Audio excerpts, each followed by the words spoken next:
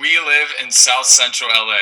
Outside of the cushy USC bubble, there's many who go hungry every single night, and the ones that don't often can't afford to eat healthy. We're Foodmate, the food-friendly company. We are attempting to play a part in solving the domestic hunger and huge obesity crisis in our society, specifically within low-income families. Rob loses his job and eats his sorrow away while trying to save his draining bank account. His diet includes apple pies from McDonald's and Supreme Crunch Wraps from Taco Bell. Rob gains 100 pounds, and with it, a lack of motivation, sleep, and focus. Rob needs Foodmate. The Foodmate customer faces two pains: the cost of food, especially healthy food made to order, and fast food alternatives that are high in saturated fats and sodium. Foodmate provides healthy and affordable meals via drive-through restaurant that is conveniently located to be easily accessible to low-income working families and busy students. Americans living on a budget don't want to eat junk food. They have to.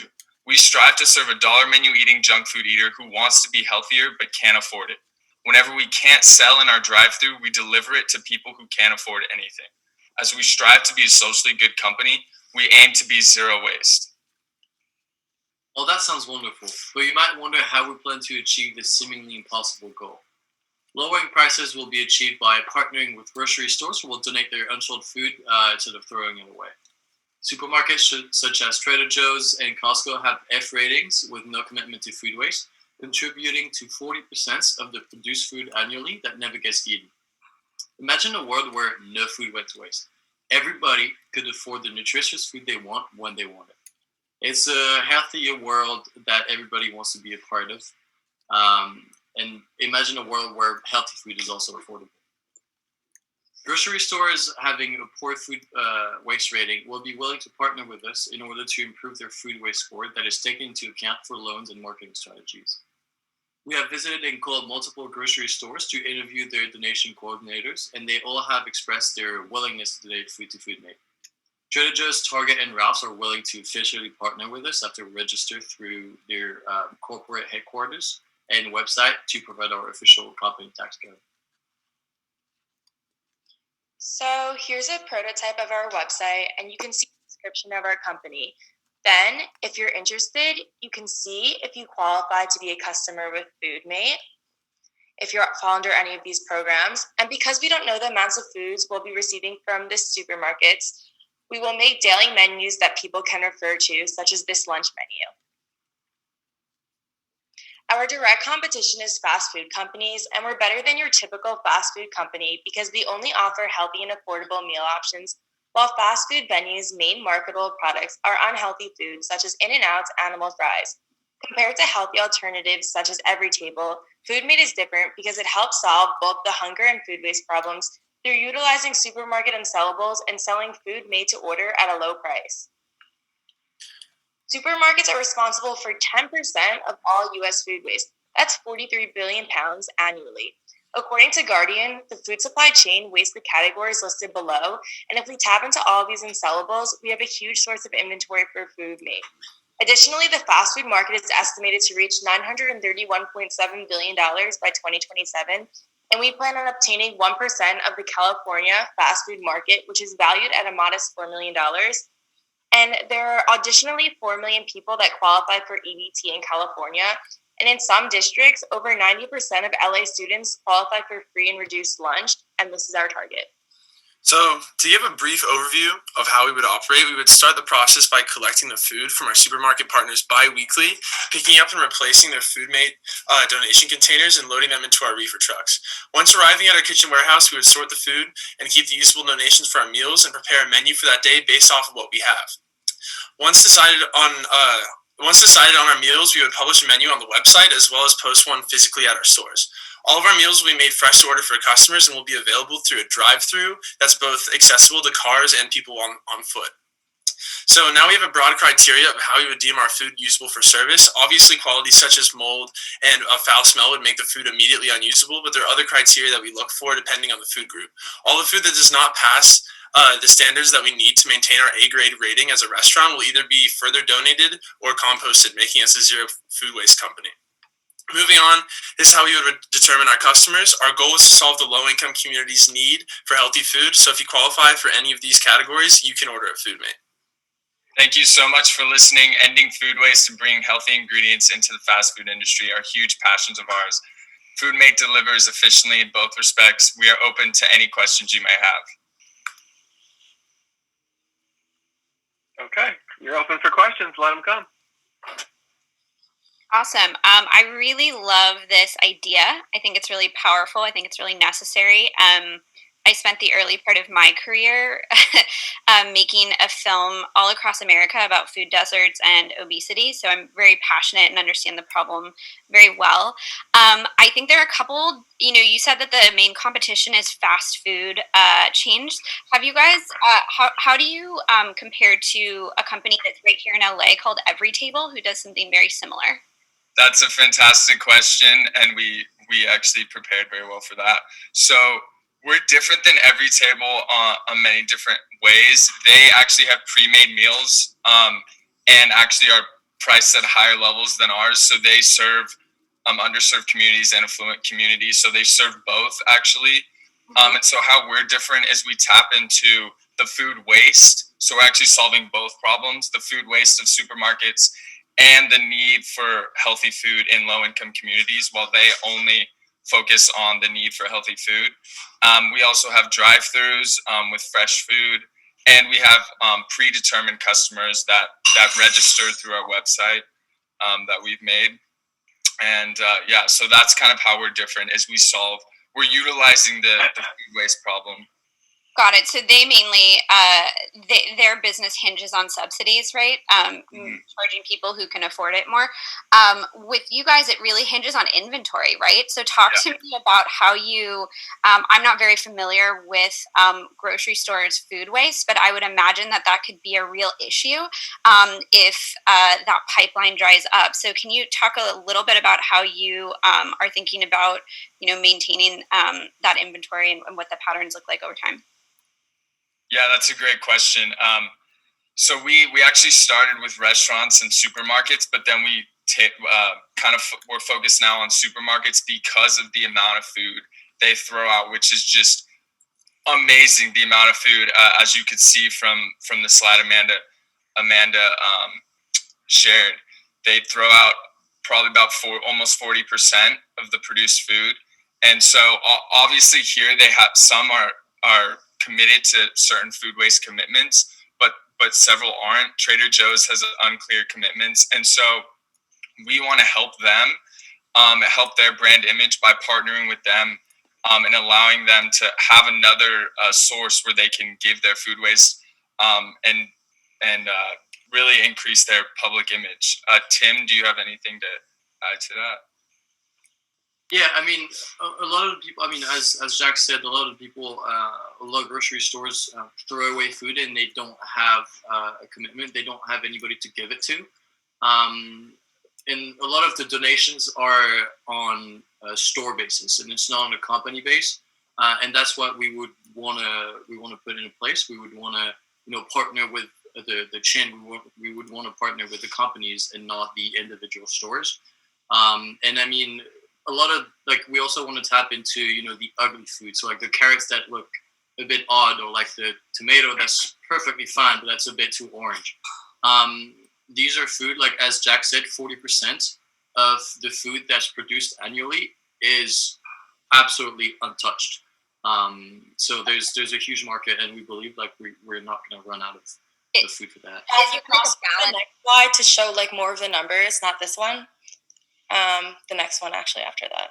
Is it a balanced diet? I think that my concern would be do you only have produce? Do you only have canned food? Do you only Yeah, so as you can see from the categories listed below, you can see percentages, and while they're not all the same, we want to we're going to be taking from several supermarkets, not just one, and we're starting obviously small scale at first and then expanding.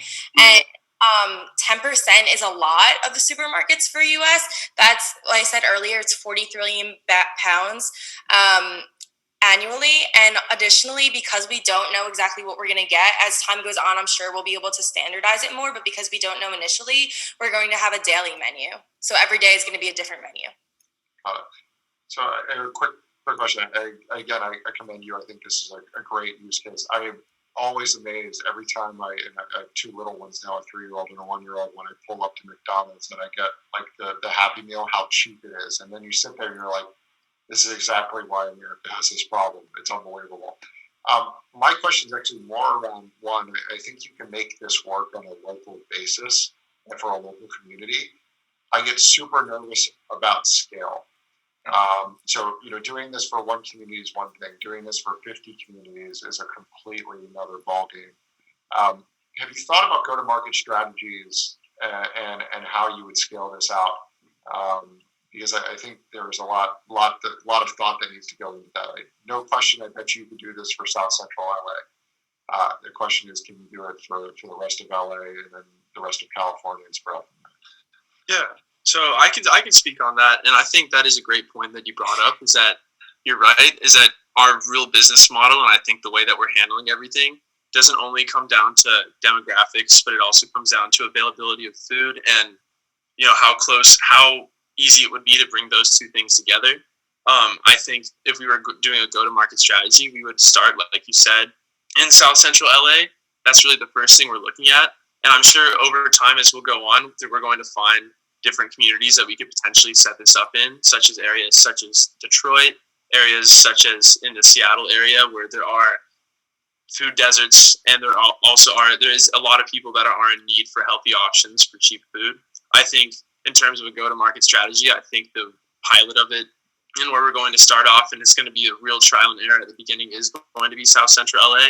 And then when it comes to scale, I think that's what we're going to figure out once we eventually reach the point where we can sustain ourselves in Los Angeles. All right. I was told to save my comments and ask a question first by Rob, so I'll say this. You've earned it, though. You already asked the question. You're all good. So don't underestimate the power of a franchise model. Franchise model in many worlds is viewed as sort of like a bad word, particularly in startup world. But I think in this world, it actually could work very, very well, especially if you show a really, really great proof point in South Central LA. The second thing I would suggest highly is it's something you wanted to pursue long term. Go to the Trader Joe's CEO and tell him to get his asked in line and come together with a plan, because partnering with somebody like that on a national level could be a way to kickstart your local community basis in a huge way. And if they haven't stated anything yet on what they were going to do to solve the problem, and they're definitely talk the talk in this space, you got to tell them to walk the walk. Mm-hmm. And that's a huge opportunity there. Yeah, I did call. I spoke to Target corporate and Trader Joe's and was just challenging them. And I went through probably about 10 people in their corporate office, and a lot of them were like, yeah, we don't know what to do. And I was just challenging, look, you have no food waste commitments and you need some. And they were like, yeah. Hugely disappointing. Yeah, but they're definitely open to it. It just takes initiative, and we're definitely really passionate about it. So. Yeah, I mean, to that point, though, I think it's important to understand both the HQ policy and local, because you may end up finding out that at the local level, you're competing with a local food bank for food that they're giving away because they've done deals, and you're assuming you're getting it for free. There may be other people that the manager of the local Trader Joe's is hooking up. That's a great point. Even though it's not a corporate initiative. That's a great point. Yep, agreed. But also, I love the franchise idea. I feel very strongly, especially when I was doing work and research in this space, I found out that a lot of, and this was before Whole Foods was bought by Amazon, but Whole Foods was like autonomous by region. And so I really think of focusing in on the region and understanding that region intimately and making sure that you really build a business around each specific region, because it's just going to be so, it's not going to be a one size fits all for sure. If you're doing something on the East Coast, go with Wegmans. It's the Disney World of grocery stores. I actually strongly agree with that, the franchise idea, because your supplier is also, a lot of them are franchise models themselves, right? So it's going to be very region based in terms of how you build relationships. Sorry, that was a comment first. One question I have is, have you guys heard of a company called Imperfect Produce? Yeah. I have heard of Imperfect Produce. To be honest with you, I'm really not very researched on Imperfect Produce, but I do know the general basis of the idea. Yeah. Yeah, there's a lot of parallels to what they've done in terms of food waste, but upstream, right, to the farmers directly, and taking produce that looks aesthetically bad, that wouldn't sell in a grocery store, and then being able to buy that and then make use of it as well. So I think their model is just selling the ingredients back to other people. Our model is providing meals and to low income specifically. Yeah, I do think that there's like partnership opportunities potentially with them, though, as you think about different suppliers to help smooth out the supply curve. They could be a great partner as well. Yeah, it's a great point, since ugly produce isn't ugly once it's in a pasta sauce. Doesn't matter when you cook it. Right. In a smoothie. One more final question. How are you? I know that you talked about the people that you're going to serve. You had a slide on that, and that they had to qualify for certain programs. How are you verifying that? Because I can see a lot of people who maybe don't fully qualify, wanting to get on, wanting to get on that list. How are you verifying that there's an actual need? Yeah. So hopefully, and we would want to do a system to where we have people registered. When I was thinking of how we can register people to come in and have a specific group of people to come and register and shop with us, I was thinking of a system similar to Costco, where they don't have a register, and you don't need to register for a certain thing to shop at Costco, but you have to be a registered customer to shop at Costco, where we're hoping through a website we can run through and we could have proof of enrollment in any of these programs, and have that, and have your Foodmate card and come in and shop at Foodmate. Yeah, on our mock-up app, we also showed that you have to register to be able to shop or buy from us. Got it. Thank you. Thank you. Okay. Thank you all.